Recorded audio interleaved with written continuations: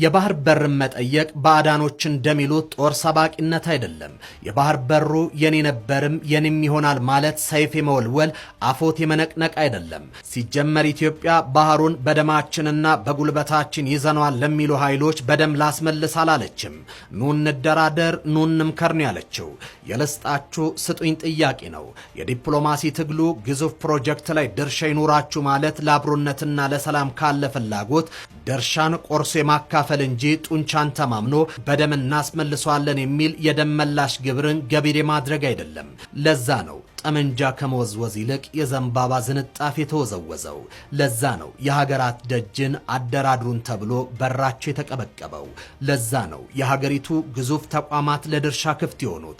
ኢትዮጵያ በግፍና በገፍ ባዕዳኖች ከተገፋችበት የተፈጥሮ ወሰኔ ላይ ልወሰን ያለችው ተፈጥሮ ባህሩ ላይ ስለወሰናት ነው። ራስ አሉላ አባነጋ የኢትዮጵያ የባህር ወሰን ቀይ ባህር ነው ሲሉ ይህን እውነት መሰረት አድርገው ነው።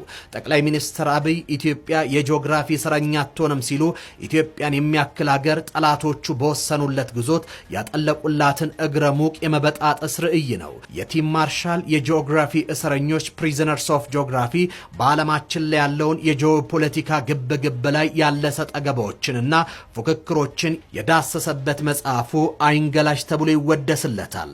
እንደ ሀገር ያላትን መልክዓ ምድራዊ አቀማመጥ፣ የፖለቲካ ውሳኔዎቿን፣ ታሪኳንና የወደፊት ዕጣ ፈንታዋንም ይወስናል የሚለው ጸሐፊው በአፍሪካ ቀንድ ኢትዮጵያ፣ ሱዳን፣ ኤርትራ መካከል ያለው ግንኙነትና ትብብር የዚሁ የጂኦግራፊ እስረኝነት ውጤት ነው ይሏል። ፖለቲከኞች ቢመጡና ቢሄዱም ተራሮች፣ ወንዞችና ባህሮች ግን አይቀየሩም። የሀገራት መሪዎች ውሳኔዎቻቸውን የሚወስኑት በእነዚህ የተፈጥሮ አጥር ውስጥ ሆነው ነው ይላል። ፖለቲካ ርዕዮተ ዓለም ወይም አመራር ከመምጣታቸው በፊት ጂኦግራፊ ቀድሞ ወሳኝ እንደነበርም ያስገነዝባል። ተራሮች፣ ወንዞች፣ ሰፊ ባህሮችና ስልታዊ ጠባብ የባህር መተላለፊያዎች የአገሮችን ድንበር፣ የንግድ መስመርና አጠቃላይ ህዝቦችን ዕጣ ፈንታ የመወሰን ተፈጥሯዊ ኃይል አላቸው ይላል። የሀገራት ተሞክሮም ይህንን እውነት ያረጋግጣል።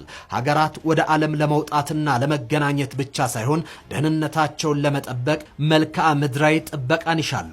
ኢትዮጵያ ከጠላቶቿ በጀግኖቿ ብቻ ሳይሆን መልክዓ ምድሮቿም ጠብቀዋታል። የጠቅላይ ሚኒስትሩ የማህበራዊ ጉዳዮች አማካሪ ሚኒስትር ዲያቆን ዳንኤል ክብረትም ተራሮቻችን ጠላቶቻችንን መክተዋል ይላሉ። አንድ ሀገር በነበረው አቀማመጥ ለዕዳም ለጥቅምም ይውላል። የጂኦ ስትራቴጂካል ቁመናችን የዛችን ሀገር ደህንነት ይወስነዋል። ያ ሀገር በጤናው እየኖረ ነው አይደለም የሚለውን ይወስነዋል። የኢትዮጵያ አቀማመጥ በረከትም መርገምም ጭምር ነው ለኢትዮጵያ። በረከቱን ከፍ አድርጎ መርገሙን መቀነስ ደግሞ የኛ የዜጎቿ ድርሻ።